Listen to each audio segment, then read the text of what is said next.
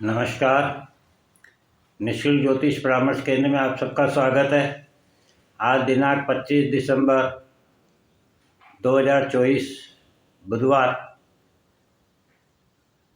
मेरा mobile number 8005817305। जैसा कि हमारी चर्चा पर्पज ऑफ लाइफ, जीवन के उद्देश्य पर चल रही है और हमने जाना कि हमें जन्म के समय मिलने वाले वर्ण के अनुसार कार्य करना चाहिए। कार्य करने की प्रवृत्ति गण के अनुसार होनी चाहिए। हमारे व्यक्तित्व का निर्माण कार्य करने के लिए, समाज में स्थापित होने के लिए लग्न के अनुसार होना चाहिए। उसमें लग्न के नक्षत्र का प्रभाव भी होना चाहिए। लग्न में बैठे ग्रह का प्रभाव होना चाहिए, उस ग्रह के नक्षत्र का प्रभाव होना चाहिए और इन सब के सम्मिश्रण के द्वारा हमें दुनिया में जीवन अपना यापन करना चाहिए। इस प्रकार से जब हमने एक उदाहरण स्वरूप कुंडली बनाई और इस कुंडली का जब हम अध्ययन कर रहे हैं तो हम ये जानने की कोशिश कर रहे हैं कि आपको कब कब किस प्रकार का फल प्राप्त होता है अपने जीवन में। क्योंकि लग्नेश की दशा हो या सुकेश की, धनेश की दशा हो या लाभेश की, तो जब भी इन ग्रहों की दशा, महादशा, अंतर्दशा और प्रत्यंतर दशा आती है तब आप इनको इनका अधिक प्रभाव प्राप्त होता है या संपूर्ण प्रभाव प्राप्त होता है। तो हमने जाना इस कुंडली के अनुसार लग्नेश बुध की महादशा का प्रभाव, फिर लग्न में बैठे चंद्रमा का प्रभाव, धनेश जो कि स्वयं चंद्रमा है उनका प्रभाव, धन भाव में बैठे मंगल और राहु का प्रभाव, फिर पराक्रम भाव में सिंह राशि तो सूर्य की दशा, अंतर्दशा का प्रभाव। आज हम जानेंगे कि इन्हें अपने जीवन में सुख कैसे, कब, कितना और किसके द्वारा प्राप्त होगा। तो इनके सुकेश कन्या राशि है, जहाँ 6 नंबर लिखा है, उसके स्वामी बुध होते हैं। कन्या राशि भूमि तत्व की होती है और इसका स्वभाव द्वितीय स्वभाव होता है। भूमि अर्थात जो जितना भी अपव्यय, वेस्टेज धरती पर है वह धरती के अंदर समा जाता है और धरती के अंदर की धधकती ज्वाला के द्वारा उस अवशेष को उपयोगी बनाकर प्रकृति के द्वारा वापस इस सृष्टि को दिया जाता है। इसी सृजन की प्रक्रिया को कन्या राशि कहते हैं। कन्या राशि जिसके स्वामी बुध हैं, यह वैसे तो काल पुरुष की कुंडली में ऋण, रोग और शत्रु को दिखाती है, लेकिन इसी से परिवर्तन को भी देखा जाता है, क्योंकि इसका प्रतीक चिन्ह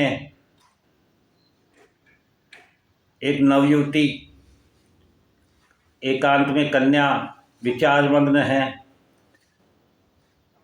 वह संपूर्ण परिवर्तन करने के लिए विचारमग्न है। वह अपना सर्वस्व त्याग करके और इस सृष्टि को एक नई संरचना देने के लिए तैयार है। इस प्रकार से कन्या राशि का प्रभाव प्राप्त होता है और इनके सुख भाव में कन्या राशि है, अर्थात यह हर बुराई को जज्ब करके उपयोगी सृजन करके प्रकृति को देने में अपना सुख महसूस करते हैं। सुख की परिभाषा परिवर्तन करने में महसूस करते हैं। अब ये परिवर्तन किसके द्वारा करते हैं? तो इनके सुकेश पंचम भाव में तुला राशि में सूर्य और शुक्र के साथ स्थापित है, अर्थात इनका सुख अपनी साधना में, चेतना में, आत्मसंतुष्टि में, प्रेम, प्यार, संतान, इन सब में एक बैलेंस बनाने में है। एक ऐसा बैलेंस जिसमें ये सबको प्रेम तो करते हैं, फिर वह चाहे पड़ोसी हो, चाहे छोटे भाई बहन हो, चाहे बाहर का कोई व्यक्ति हो, चाहे इनके मित्र हों, समाज हो, इनकी संतान हो, ये सभी को प्रेम और प्यार की दृष्टि से देखते हैं, उनसे प्यार करते हैं, प्रेम करते हैं।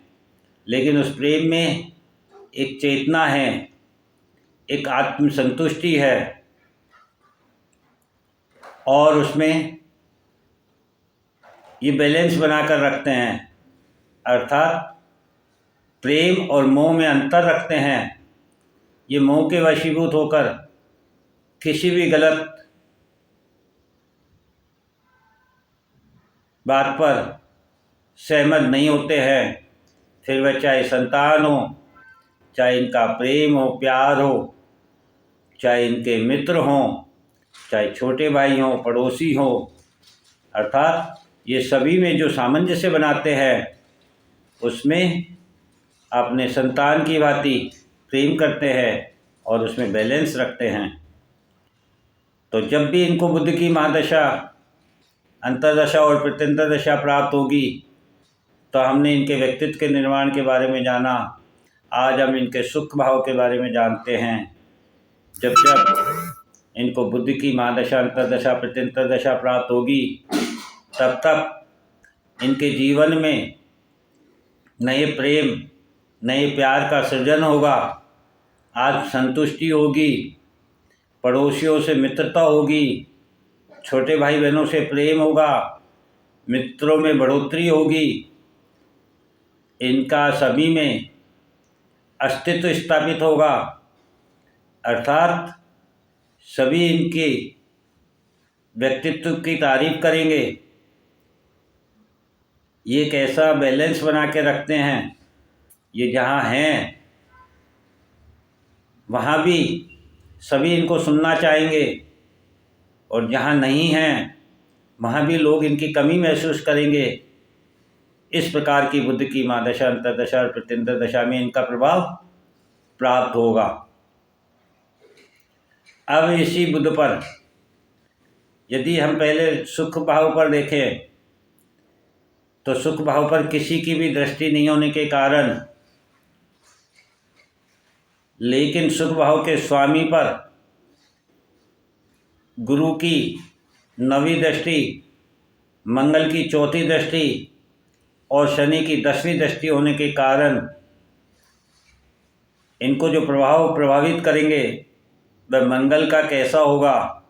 वह मंगल जो 6ठे घर का स्वामी और 11वें भाव का स्वामी होकर इनके द्वितीय भाव में बैठा हुआ है, वह मंगल इनके प्रेम और प्यार में बैलेंस बनाने में ऊर्जा के रूप में सहयोग करेगा। और वही शनि अपनी 10वीं दृष्टि जब डालेंगे तो वह उस संतान रूपी इंसान, प्रेम प्यार जिनसे ये करते हैं, इनका समाज, इनके मित्र, छोटे भाई, पड़ोसी, उन सब के लिए इन्हें कर्म करने के लिए प्रेरित करेंगे। और गुरु की 9वीं दृष्टि उस कर्म में एक धर्म होगा, नीति नियम होगा, कानून होगा, इन सब का पालन करते हुए ये प्रेम और प्यार से अपना जीवन यापन करेंगे। और इस प्रकार से इनके बुद्ध की दशा, अंतर्दशा और प्रत्यंतर दशा का इनको प्रभाव प्राप्त होगा। जय हिंद, जय भारत।